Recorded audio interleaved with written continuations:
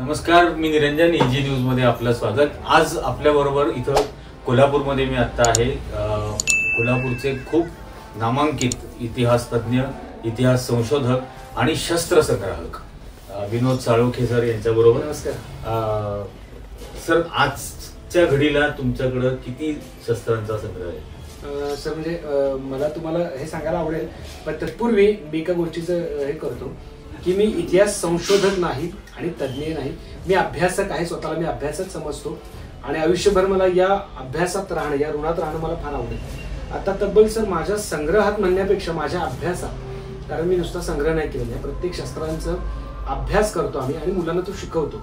तर साधारण 2,000 ते 2,500च्या आसपास आपल्याकडे शस्त्र आहेत आणि इतका मोठा खाजगी संग्रह पण केला, याचा मला फार म्हणजे तो माझी संपदा नसून मला तो इतरांसाठी देण्यात मला फार बरं वाटेल, जास्त आवडेल. पण आता म्हणजे ही मुळात तुम्ही सुरुवात कशी केली शस्त्र संग्रह करायला? सर, वयाच्या साधारण 9व्या-10व्या वर्षी मला माझे आजोबा जे होते शाहू महाराजांच्याकडे शिकारीची व्यवस्था बघायची. त्यामुळे घरात तशी प्राण्यांची मुंडकी किंवा शस्त्र अशी सहज बघायला मिळायची. पण मला माझ्या वडिलांनी एक ठेवणीतले एक शस्त्र मला त्यावेळी असं सहज दिलेलं आहे, ठेवाल हे तुला म्हणून. आणि त्यावेळेपासून माझी याच्यातली रुची वाढली आणि मुळात वडील मर्दानी खेळाचे वस्ताद होते.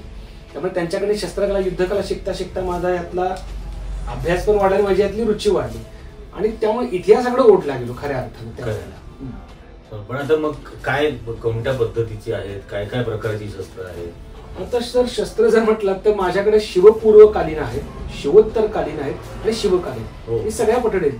मग मुघल आहेत, पोर्तुगीजांचे आहेत, इंग्रजांचे आहेत, आपली भारतीय आहेत, अगदी निजाम सरांचे तिकडची पण आहे, निजामांची पण आहेत, टिपू सुलतानचे, म्हणजे टिपू सुलतानचे बाबा हैदर अलीच्या कालखंडातले आहेत. तुम्ही इनफॅक्ट मी असं म्हणेन की तुमच्या तोंडात जे नाव येईल ते सगळी शस्त्र माझ्याकडे आहेत. आता बऱ्यापैकी सगळीच आहेत. अगदी म्हणजे पाकिस्तानातल्या सिंध प्रांतातल्या मॅचलॉकच्या बंदुका सुद्धा आहेत माझ्याकडे. दगडी तोफगोळे आहेत, कुल्फी तोफगोळे आहेत, लोखंडी तोफगोळे आहेत, तोफा आहेत छोट्या छोट्या, सगळी शस्त्र आहेत. मग त्याच्यात अगदी तुम्ही जर हे बघितलं, अफजल खानाचा वध खऱ्या अर्थाने ज्या शस्त्रांनी झाला, वाघनख्याने वध झाला नाही, ज्या बिछव्याने झाला, ज्याला खंजराली असं म्हटलं जातं. ऍक्च्युली खंजराली शस्त्र कोणाला माहित नाही, तर हे खंजराली किंवा बिछवा, या शस्त्रानं अफजल खानाचा वध झालेला आहे. म्हणजे यानं कोत्रा बाहेर काढलेला आहे. वाघनख्याने कोत्रा बाहेर नाही काढलेला. वाघनखे फक्त डिस्ट्रॅक्ट करते, त्याची पकड सैल करण्यासाठी होती. वाघनखे डिस्ट्रॅक्ट नाही, वाघनख वधासाठी नव्हते. तर हे शस्त्र जाणीवपूर्वक शिवाजी महाराजांनी जवळ बाळगलं होतं, त्याचा कोत्रा बाहेर काढता येईल. पण म्हणजे असं एरवी कुठे बघायला फारसं मिळालेलं या शस्त्राचं, या शस्त्राची बनावटच त्यावेळी झालेली आहे. इनफॅक्ट महाराजांनी त्या प्रसंगासाठी शस्त्र बनवलेलं होतं. हे शस्त्र जर तुम्ही हातात घातला तरी हातातून शस्त्र सहजासहजी निसटत नाही, निघत नाही. असं शस्त्र धरणं वेगळं, कुठले निसटून जाऊ शकतं. पण हे शस्त्र कमी ताकदीत जास्तीत जास्त जायबंदी करण्यासाठी शस्त्र बनले. खंजराली म्हटलं जातं, त्याला बिछवा म्हटलं जातं. आणि बिछवे किंवा खंजीर बऱ्याच प्रकारचे आहेत, पण या प्रकारचा इतिहासात परत कधी वापरलेला नाही, त्याच्यापूर्वी कधी वापरलेलं नाही, म्हणून शस्त्र वेगळं आहे.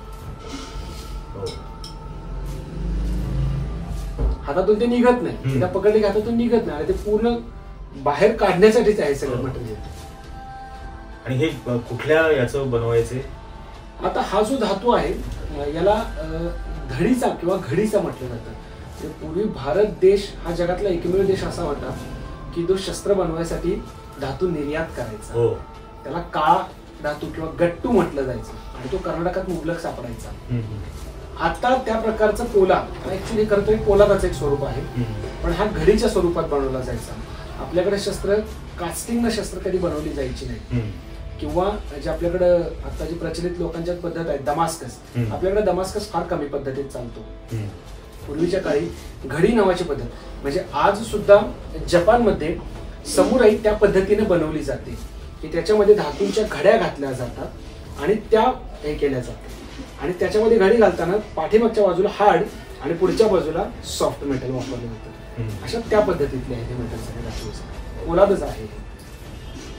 आणि ही बाकीची जी आता ही ऍक्च्युली आपल्याकडे प्रचलित, त्याला विजापुरी कट्यार म्हणतात, पण ही निजाम कट्यार आहे. खरं तर निजामांच्या कालखंडातला हा म्हणजे त्यांचं शस्त्र आहे. आपल्याकडे कट्यारी भरपूर आहेत.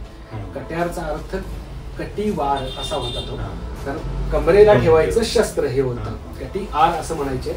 आर म्हणजे त्यावेळेला एक धातूचं टोक म्हणजे आर, आपण साध्या भाषेत पण आपल्या भोवऱ्याला, तर ती आर, कटी आर म्हणजे कट्याला कमरेला ठेवायचं शस्त्र.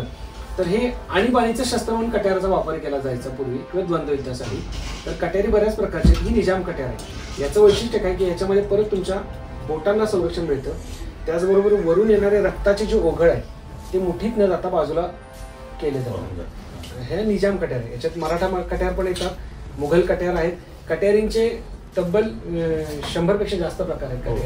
कट्यारीचे बरेच प्रकार. अर्थात प्रत्येक कमरेला ठेवलं जाणारं शस्त्र कट्यार म्हटलं जातं. आपल्याकडं ते लोक खंजीर म्हणतात किंवा ते लोक त्याला मग त्याच्यात बरेच प्रकार, पेशकबज आहे, खंजीर आहे, बिचवा आहे, खंजराले आहे, असे बरेच आहेत. सुरा म्हटलं पण कमरेला ठेवलं जाणारं शस्त्र म्हणजे कटिया असा शब्द आहे त्याचा प्रचलित. ही त्यातलीच. हा त्यातला प्रकार. हा खंजीर आहे. हा खंजीर आहे. हे मुघल शस्त्र आहे. अर्थात आपल्या आणि त्यांच्या शस्त्रामध्ये फरक काय तर आपली शस्त्र ही अन्यायाविरुद्ध उठलेली होती आणि त्यांची शस्त्र ही निशस्त्रांच्यावर वार करण्यासाठी होती. आता आपल्याकडे तलवारी अशा बऱ्याच आहेत. जर तुम्ही मराठा तलवारी जर अभ्यास केला सर तर ह्या पेपर वेटेड आहे. लिटरली अगदी कागदासारख्या हलक्या आहेत. तुम्ही किती तास लढाई खेळणार आहात हे तुम्हाला माहित नसायचं. जी गनिमी काव्याची युद्धनीती होती, जे युद्धशास्त्र होतं त्याच्यातच असं होतं की तुम्हाला लढाईच किती तास खेळायची माहित नाही. मग तुम्ही वजनदार शस्त्र घेऊन काय खेळणार? 3 तास, 2 तास, 4 तास की 8 10 तास? अर्थात पावनखिंड जवळजवळ 12 तास लढवणं आपल्याला माहिती आहे. अशा बऱ्याच लढाई आहेत की ज्याच्यामध्ये वेळेला बंधन होतं. शंख फुंकून समोरासमोरच्या लढाई आपल्या नव्हत्या. त्यामुळे मराठ्यांची शस्त्र ही जाणीवपूर्वक लवचिक आणि हलक्या वजनाची, अतिशय हलकी आहेत शस्त्र मराठ्यांची. फारच पेपर. आणि जर मुघलांची शस्त्र जर बघितला तर तुलनेनं याच्यापेक्षा तिप्पट चोपट वजन जास्त आहे, वजनदार. कारण त्यांना एक घाव 2 तुकडे, समोरच्यावर वार करायचा प्रतिकार नव्हता, पण आपल्याला प्रतिकार करण्यासाठी शस्त्र बनवायची होती. त्यामुळे तुम्ही मराठ्यांच्या शस्त्रांचं जर वैशिष्ट्य बघितलं तर संरक्षण आधी आणि नंतर वार अशा पद्धतीची आहेत सगळी शस्त्र जर बघितलं तर. याचं मुठीचं आणि हे पाठीमागे जे आहे याचं काय? आता याच्यात सर असं आहे, ही राहू दे विचारतात. आता ही खरी शिव कालखंडातली आहे, याच्यावरती जे चित्र आहेत त्याच्यावर. तर याचं वैशिष्ट्य असं आहे की आपल्याकडे असं सांगितलं होतं की मुठी या परत ज्या बनवल्या बोटांच्या संरक्षणासाठी बनवल्या. तर त्याच्यापेक्षा तथ्य असं आहे की या तलवारीने किती तास किती काळ लढाई खेळणार तुम्हाला माहित नाही. अर्थातच ती रक्तानं ओथंबलेली असेल. ज्यावेळी रक्ताचे ओघळ याच्यावरती येतील आणि ते ओघळ ज्यावेळी मुठीत जातील त्यावेळी तलवार आपल्या हातात राहणार नाही, निसटायला लागणार. कारण रक्त बुळबुळीत असेल ते सुटायला लागणार. म्हणून हे रक्ताचे ओघळ बाहेरच्या बाहेर निघून जावेत, हातावर नेता बाहेरून पाठ त्याचे निघून जावेत म्हणून या परस बनवलेल्या असायच्या खरं तर. कारण या मुठी आत याला चमडच असायचं गोंधळलेलं, त्याला रक्त लागलं तर ओलसर झालं तर निसटणार म्हणून त्याच्यात. अर्थात हाताच्या संरक्षणासाठी बाकीच्या बऱ्याच गोष्टी होत्या, हाताच्या संरक्षण याची गरज नव्हती. हे रक्त ओघळून जाण्यासाठी. आणि खालचा जो देठ आहे याला तोटी म्हणतात, याला गज म्हणतात, याला देठ म्हणतात. त्याच्यात बरेच अंग आहेत वेगवेगळे. हा पदच्या खालचा हा अगदी आता हे शस्त्र लांबून मार करू शकतो, पण ज्यावेळी अगदी जवळ येईल माणूस तर त्यावेळेला त्याला जायबंदी करण्यासाठी हे शस्त्र आहे. मग ते डोक्यात मारता येईल, नरड्यात मारता येईल, छातीत घुसवता येईल. हे टोकदार असते.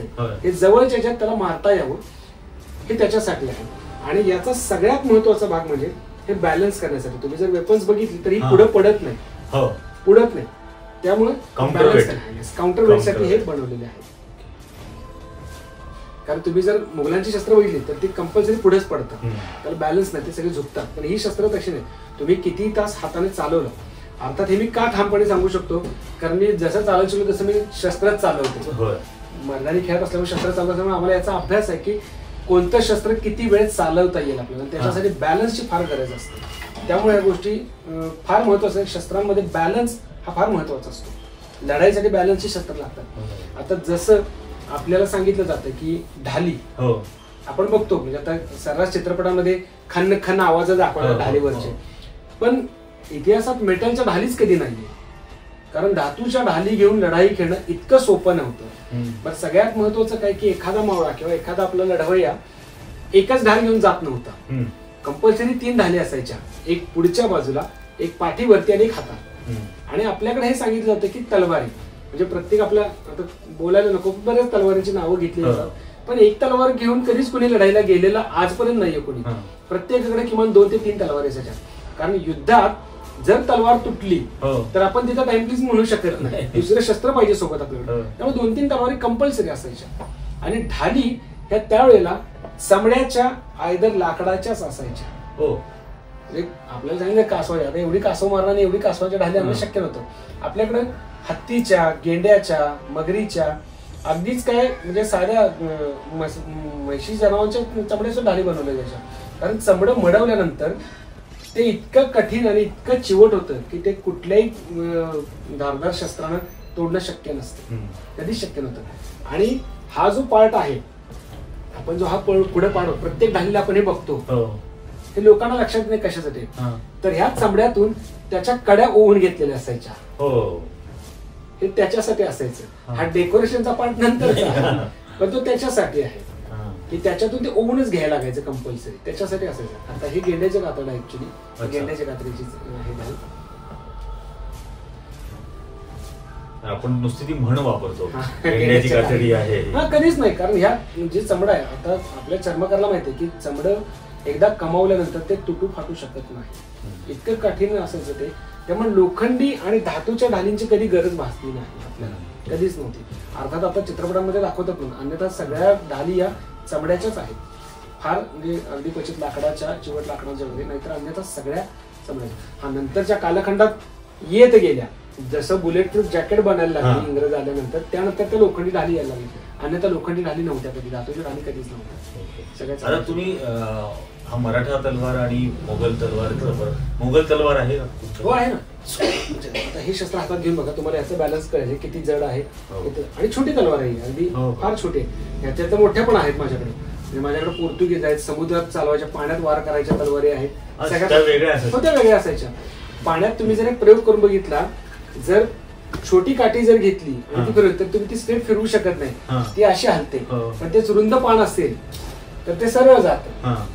तर आरमाराच्या तलवारी आहेत त्या रुंद असतात, याच्यापेक्षा दुप्पट तिप्पट रुंदीला असतात, याच्यापेक्षा रुंद असतात त्या. आणि यांची जी शस्त्र आहेत मुघलांची, काउंटर वेट पण नाही. नाही काउंटर वेट नाही. अशी बरीच शस्त्र आहेत की त्यांना वेट इतकं हेवी आहेत. आता आपल्या ते उघडता येत नाहीत बऱ्याच, तुम्ही पाटील दाखवलं प्रचंड आहे तो साठा. तर त्याच्यातली जर तुम्ही शस्त्र बघितले तर ती जडच आहे, 100% जड आहे ती. कारण तुम्हाला ते एका घावात तोडायचं, समोरच्याला वार करायचं, अशा पद्धतीचे प्रतिकार करायची नाही, ती मारायची शस्त्र आहे. त्यामुळे ती जडच आहेत सर्रास सगळे शस्त्र. अर्थात अशी काही शस्त्र नंतर निर्माण झाली की त्यांनी मराठ्यांच्या कॉप्या केल्या, आम्ही त्यांच्यातले घेतलं. अर्थात हा सगळा युद्धनीतीचा भाग आहे. जे चांगलं आहे ते प्रत्येकाने एकमेकांकडे घेतलेलं आहे. मग बंदुकांचा शोध असो किंवा तोफा, उखळी तोफांच्या पासून आपण मोठ्या तोफांच्या पर्यंत गेलो. अर्थात बंदूक आहे तोफांवरून नंतर आलेल्या, त्यांच्या नंतर आलेल्या. मग आपल्याकडं अशा बऱ्याच लोकांना हे बघितल्यानंतर या शोच्या वाटतात, ह्या शोच्या नाहीये. या वाड्यांच्या देवळ्यांमध्ये म्हणजे राजवाड्यांमध्ये किंवा किल्ल्यांवरती छोट्या छोट्या ठिकाणी या असायच्या. ह्यांचं काम काय असायचं तर एक तर इशारा देणे. अर्थात ज्यावेळी आपल्याला मागं हटायचं असतं, कक्षापर्यंत मागं हटायचं, त्यावेळी ह्या पेटवून पेटवून मागं सरकत जायचं की लोकांनाही कळायला पाहिजे की कुठंपर्यंत गनिम आलाय, आपल्याच लोकांना कळायला गनिम कुठंपर्यंत आलाय. आणि यानं कसं आहे, ह्यातनं उडल्यानंतर बारूद हा बंदुकीसारखा, म्हणजे समोर आलेले जे काही 8-10 जण असेल त्या सगळ्यांना त्याचे छरे लागले, जायबंदी व्हायचं, त्यामुळे लावत जायचं. तर या शोच्या नाही आहेत ह्या. आता ही पंचधातूची आहे, त्याच्यात आता 200-300 ग्रॅम त्यात सोनं आहे आता, पंचधातूची. ही टिपू सुलतानचा बाबा हैदर अली त्याच्या कालखंडातली ही तोफी, आणि आजही जिवंत आहे सुदैवामध्ये. आम्ही त्याला जिवंत आणि मृत असं कॅल्क्युलेट करतो. म्हणजे एखादी आजही वापरात येऊ शकत असेल तर तिला जिवंत म्हणतात. आणि आपल्या आणि बाहेरच्या तोफांमध्ये हा पण फरक आहे. ज्या इंग्रजांनी तोफा आणल्या, म्हणजे ज्या बोटीवर त्यांच्या तोफा आणल्या त्या कास्टिंगच्या असायच्या, आणि आपल्याकडच्या तोफा जर आजही किल्ल्यांवर जाऊन बघितलं तर त्याला लेयर्स आहेत, ज्या पदराने पदर वन टाइम कास्टेड नाहीये, त्याच्यावरती लेअर आहे. एका तोफेला साधारण तुम्हाला एक 70-80 लेअर दिसतील, त्यामुळे त्या चिवट आहेत. आपल्यातल्या तोफा फार फुटलेल्या तुम्हाला कमी बघायला मिळतील. पण बाहेरच्या ज्या तोफा आहेत कास्टेड तोफा, त्या तुम्हाला फुटलेले दिसतील तोंड त्यांची. आपल्याकडच्या तोफा फुटत नाही. ते कारण त्याचं आहे की घडीचा धातू त्याच्यात वापरल्यामुळे जड आहे साधारण. हे तोफ ही कंपल्सरी ठासणीची असायची, तोफेला ठासणीशिवाय पर्यायच नसायचा. पण मग गोळा जो असतो, आता गोळ्यांमध्ये प्रकार आहे, कुल्फी गोळा, दगडी गोळा रोखणे, कशासाठी वापर करायचा आहे. अर्थात किल्ल्यावरती मारा, आता आपण 2 पद्धती किल्ल्यावर मारा. किल्ल्याचा बुरुज जर ढासवायचा, किल्ल्याला जर नुकसानी द्यायची असेल तर त्याला जड गोळे वापरले जायचे की जेणेकरून तो दंडच्या आदरतेतला भाग फुटावा. आणि शत्रू सैन्याच्या गोटात जर तो गोळा धाडायचा असेल, तिथं नुकसान करायचं तर कुल्फी गोळे. कुल्फी गोळे इन द सेन्स त्या गोळ्याला परत आत दारू भरता यायची. म्हणजे इथून आता जसं आपण दिवाळीचे फटाके उडवतो ते पुढे जाऊन उडतात, तर तो गोळा तिथं गेल्यानंतर तिथं जाऊन ब्लास्ट झाला पाहिजे, ते कुल्फी गोळे. इथं गोळा उडवायचं काम तोफ करेल, पण तिथं गेल्यानंतर गोळा ब्लास्ट होईल, अशी त्या कुल्फी गोळ्यामध्ये सोय असायची. त्यामुळे तोफ कशासाठी, कोणत्या माऱ्यासाठी वापरायचे. आता दरवाजा जर तोडायचा आहे तर त्याला दगडी गोळे नाही चालायचे, त्याला लोखंडी गोळे पाहिजे. तर लोखंडी गोळे, धातूचे गोळे मोठे वापरले जायचे की जे जड आहे आणि ते दरवाजा तोडतील किंवा बुर्जाचा एखादा भाग तडबंदी तोडतील, अशा पद्धतीचे गोळे असायचे. आता याच्यामध्ये छोटे गोळे असायचे किंवा शिशाचे छर्रे भरले जायचे. अर्थात आपण छर्रे बघतो तर तयार असतात, त्यामुळे नाही ते वेडे वाकडे असायचे की जेणेकरून जाऊन जायबंदी व्हावं अशा पद्धतीचे असायचे.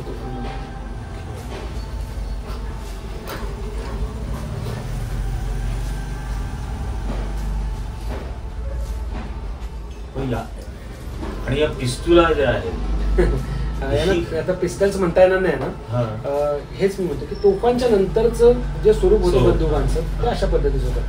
अर्थात हे तर छोटा आहे, हा म्हणजे आपण याला शॉर्ट बॅरल म्हणू शकतो.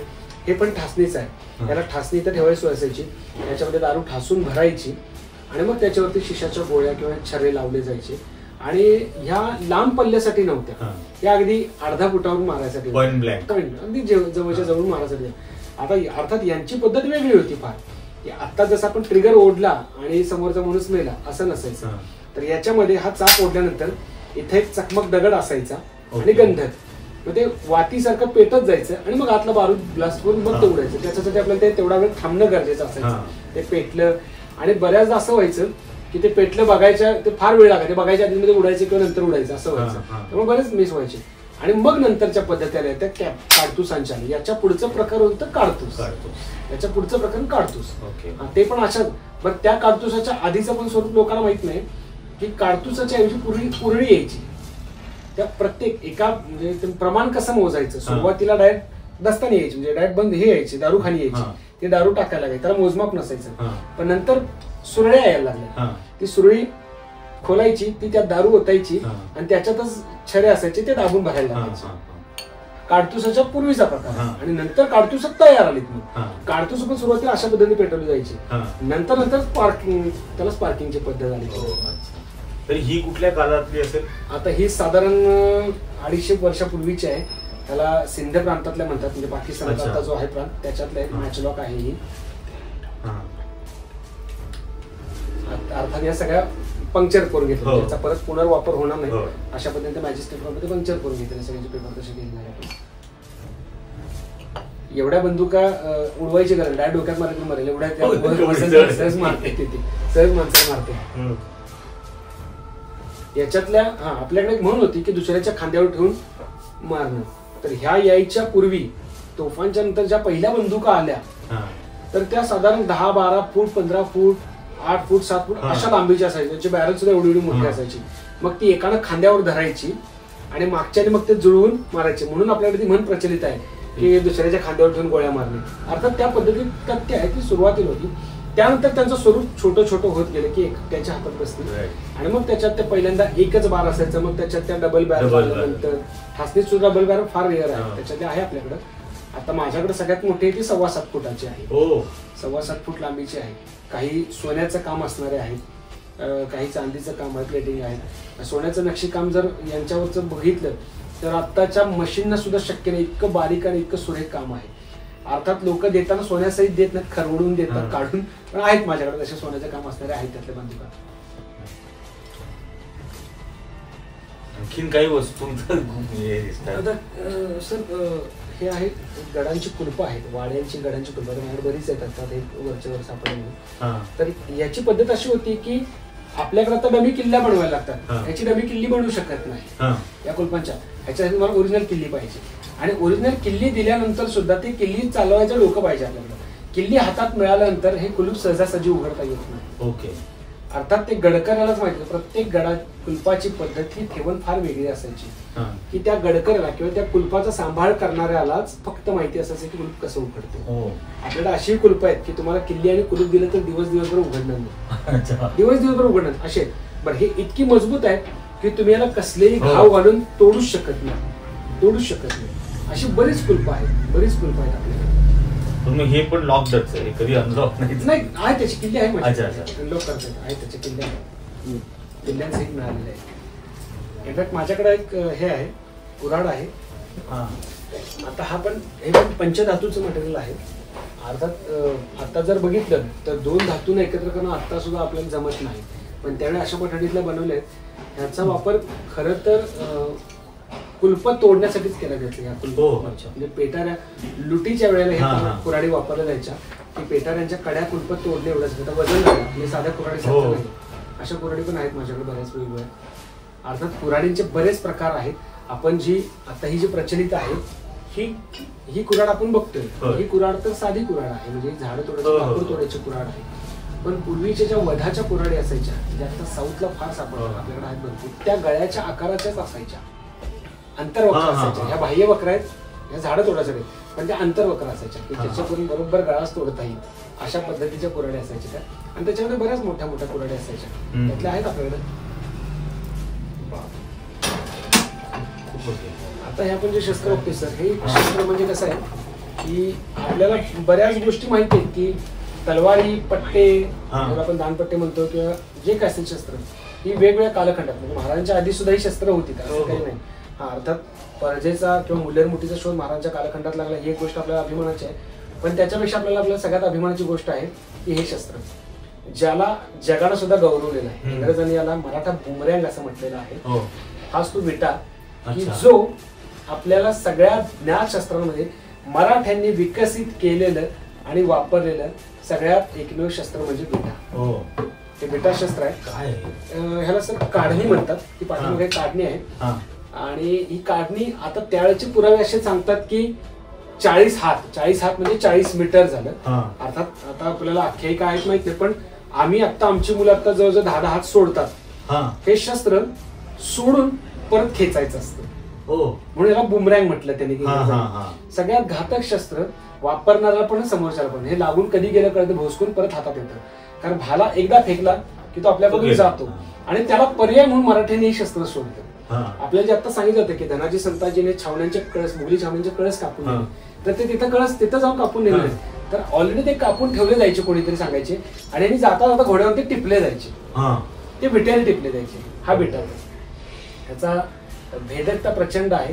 त्याला हे पुढचं फळ आहे, हे कधी 3 दाती असायचं, 4 दाती असायचं, 2 दाती असायचं. आणि ही काढणी आहे, याला दोर असतो पाठीमागं. हे फार म्हणजे निष्णात लोक जे वापरतात, बॅलन्स वेपन आहे. त्याला प्रोपेलर असायचा, त्याला घुंगरं तोडा असायचा, चांदीचे सोन्याचे तोडे असायचे, त्याला बसवलेले असायची, की त्याचा आवाज खळकन यावं, आता परत मागं येत आहे हे कळायला पाहिजे. त्याच्यासाठी त्याला तसे प्रोपेलर आणि तोडे वगैरे बसवले येते. त्याला मागचा जो भाग आहे त्याला एडी म्हटलं जातं. ही एडी वेगळी बसवते, आणि काठी म्हणजे लाकडी काठीतच हे बसवलं जायचं कंपल्सरी विटा. आणि मराठ्यांनी विकसित केलेलं आणि वापरलेलं, म्हणजे आता जर पन्हाळ्यावरती गेला आपल्या इथे तर शिवा काशीदांच्या हातामध्ये जे शस्त्र आहे त्याला विटा म्हणतात, तोच हा विटा. हे चालत्या घोड्यावरून वापरायचं, हे चालत्या घोड्यावरून वापरायचं. इनफॅक्ट बऱ्याच याच्यामध्ये लढ्यांमध्ये याचा वापर अगदी ह्याच्या वेळेला झालाय, चांगल्या वेळी उपयोग झाला त्याचा बरोबर. कारण शस्त्र संपल्यानंतर पर्याय नसेल तर शस्त्र हातात पाहिजे. आता आमची मुलं विटा फेकतात, म्हणजे आता इनफॅक्ट आम्ही आमच्या मुलींना पण विटा फेकायला शिकवतो. त्याच्यात टायमिंग फार महत्वाचे आहे. तेवढ्याच वेगाने येते, आणि ते वेगाने अन्न, म्हणजे त्याला जर ती ओढायची टायमिंग आहे, एकदा स्टॅब ज्यावेळी होतं किंवा पुढे फेकलं जातं, त्याचा डेड एंड झाल्यानंतर त्या अगदी सेकंदाचे आपल्याला सेन्स जागे लागतात की आपल्याला ते खेचायचं आहे.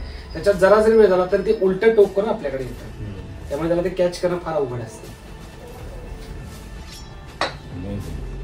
अर्थात अशी विट्यांची फळं जुनी, आता हे आम्ही मुलांच्या प्रॅक्टिससाठी बनवलेलं आहे. माझ्याकडे अशी जवळ 100 जुनी फळं आहेत, जुन्या कालखंडातली, शिवकालीन आहे, त्याच्या आधीचे, म्हणजे आधीची नाहीत, नंतरची ती सगळी. ती बरीच फळं आहेत आपल्याकडे तशी. काही फळं सोन्याचं काम आहे त्याच्यावरती, पंचधातूचं अशी जुनी सुद्धा आहे. मुळात भाल्यांचा नंतरचा प्रकार आहे हा. पण भाले सुद्धा आपल्याकडे आता आपल्याला दाखवले जातात की एकाच बाजूला त्याला टोक दाखवलं जातं, पण भाला तसा नाहीये. भाला पहिल्यापासून असा की भाल्याला दुहेरी दोन्ही बाजूलाच टोक असायची कंपल्सरी सुरुवातीपासून.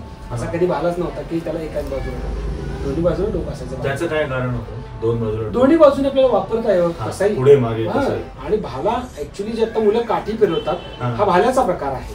हा भाला काठी म्हणजे काय, सहजासहजी सापडणारं शस्त्र, प्रायमरी वेपन आपल्याला स्वतःच्या संरक्षणाची काठी सापडते म्हणून काठी.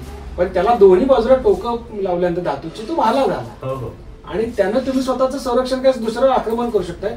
आणि एका बाजूने नाही, दोन्ही बाजूने तुम्ही त्यांना लढू शकता. त्यामुळे भाल्याला कंपल्सरी दोन्ही बाजूला फक्त एकच असायची की दोन वेगवेगळ्या प्रकारची टोकं असायची. एका बाजूला रुंद पाता असायचा आणि एका बाजूला निमुळत पाता असायचा. अशा कंपल्सरी सगळ्या भाल्यांना असायचं, दोन भाल्या. आणि मुळात भाल्याचा शोध हा कशावरून लागलाय की जो प्रत्येक राजाचं किंवा प्रत्येक युद्धाचं जे ध्वज असायचा त्या ध्वजाला वरती टोक हे भाल्याचंच असायचं. आणि तेच भाले म्हणून वापरले जायचे. नंतर कंपल्सरी त्याला फळच लावलेलं असायचं. ध्वजाला कुठलाही ध्वज असा नसायचा की नुसता झेंडा आणि संपलं नाही, त्याला वरती कंपल्सरी त्याला ते धातूचं फळ असायचं प्रत्येक ध्वजाला. आता याचं तुम्ही प्रशिक्षण पण देता? हो मुलांना, आणि काही वर्षातून एक शिबिर पण घेतात? आता मी जवळजवळ मला माझ्या वडिलांच्याकडून वारसा मिळाला. आम्ही शिबिर घेतोय गेली 25-30 वर्ष, पूर्ण मोफत घेतो. त्याच्यामध्ये हॉर्स रायडिंग, मग रायफल शूटिंग, जुडो, कराटे, जिम्नॅस्टिक याबरोबर आमचे जे सगळे मैदानी खेळ आहेत, मग तलवारबाजी असेल, दांडपट्टा असेल, लाठी काठी असेल, हे सगळे खेळ आपण मोफत घेतो. दरवर्षी मे महिन्यात आपण 1 तारीख ते 25 तारीख हा त्याच्यामध्ये मग जंगल भ्रमंती, हे सगळं मुलांना. आमचा त्याच्यामागचा उद्देश असा आहे की येणाऱ्या पिढीला इतिहास कळावा. इतिहासातला पराक्रम त्यांना कळाला तर ते कुठेतरी पुढे जाऊन पराक्रम करतात. अर्थात लढाई आता शस्त्रांची नाही, आता शास्त्राची लढाई आहे. पण हे सुद्धा फार तितकंच महत्वाचं आहे म्हणून शिबिर घेतो. आणि रोज आपण शिकवतो, म्हणजे रोजचा सराव चालतो आपल्याकडे याचा. पण तो सराव इथं आम्ही आखाड्यात घेतो आणि तो निशुल्क घेतो आम्ही आमच्या आखाड्यात. आणि त्याच्यासाठी कसले शुल्क आकारत नाही, निशुल्क घेतो आम्ही. किती मुलं अशी तयार केली? शेवटी ही परंपरा आहे, हाच वारसा आहे. सर आता गेल्या 25 वर्षात तरी साधारण 10,000 एक मुलं माझ्याकडून शिकून गेलेले. आणि रोजच्या सरावाला एक साधारण 50 विद्यार्थी रोज असतात सरावाला. शिबिरामध्ये यासाठी पण मग बेसिक शरीरासाठी काय व्यायाम तुम्ही करून घेता? सर व्यायामासाठी आम्ही पहिल्या मुलांच्या खाद्यावरती लक्ष देतो. म्हणजे त्याच्यासाठी फास्ट फूड आम्ही टाळायला लावतो मुलांना. आणि प्रोटीन असणारे किंवा शरीराला जे पोषक पूरक आहेत आपल्या भौगोलिक वातावरणानुसार ते आम्ही, म्हणजे आम्ही साधारण भाषेत सांगतो की आम्ही त्याला जिमचं डाएट सांगत नाही. त्याला मुलांनी गुळ शेंगदाणे खायला पाहिजे. आमचं पहिल्यापासून तसं गुळ शेंगदाणे खाणं गरजेचं आहे. कारण शरीरात लोहाची क्षमता जास्त पाहिजे आणि चिवटपणा पाहिजे. मग पाण्याचं जास्त पाणी पिण्यावर पाहिजे. हा मीठ सुद्धा सांगतो आम्ही, मीठ ज्यांना खायचं नाही त्यांना मग अंडी सांगतो किंवा मग उकडलेले कडधान्य वगैरे त्याला पर्याय आम्ही देतो त्याला. आणि या खाण्यानंतर मग तुमची शारीरिक क्षमता आम्ही अशी अचानक पडताळणी करत नाही, तर ती टप्प्याटप्प्याने वाढवली जाते. तुम्ही जसं इथं येता, आखाड्यात येता, तर त्यानंतर तुमची क्षमता सुरुवातीलाच कळते. की पहिल्या दिवशी आमचा पहिला नियम असतो की पहिल्या दिवशी फक्त उभं राहायचं. तर तुम्ही बघत किती वेळ उभं राहता, तुमचे किती विचलितपणा आणि किती अट्रॅक्शन राहतात त्याच्यात आम्ही त्याच्यावर कळतो की हा विद्यार्थी किती नियमित राहणार आहे आणि किती प्रगती करणार आहे. मग दुसऱ्या दिवशी आमच्याकडे असतं की फक्त आम्ही त्याला काठी घेऊन उभं करतो. मग त्याला किती वेळाने घाम येतो, तो किती वेळाने थांबतो, ती पोच किती वेळाने सोडतो, याच्यावरती आम्हाला कळतं. मग त्याच्यानंतर आम्ही हळूहळू त्याचे स्टॅमिना वाढवून जातो. आमच्याकडे एक म्हण आहे की म्हणजे पद्धत आहे प्रचलित, काठी फिरवताना ज्याच्या हाताला फोड येतील तोच खरा खेळाडू होईल. अन्यथा तो जो हात सावरून खेळेल तो पक्का खेळाडू नाही होणार. हाताला फोड येणं गरजेचं असतं. इतक्या येण्यात ताकदीने करावं लागतं सुरुवातीला. बरोबर, अशा पद्धतीने होतं ते. सर खूप धन्यवाद, तुम्ही हे आम्हाला सांगितलं ते. कारण शेवटी जसं सर म्हणाले की हाताला फोड आल्याशिवाय परंपरा पण ही जपली जाणार नाही. हा महाराष्ट्राचा, मराठ्यांचा हा वारसा आहे आणि तो तळहाताच्या फोडासारखाच आपल्याला येणाऱ्या काळात सुद्धा हा जपून ठेवायचा आहे. धन्यवाद सर, खूप धन्यवाद सर. मला हा इतिहास तुम्ही लोकांपर्यंत पोहोचवायला मदत करताय, यात मी तुमच्या चॅनलचा आणि तुमच्या सगळ्यांचा आभार आहे. धन्यवाद सर. जय शिवाजी. जय शिवाजी.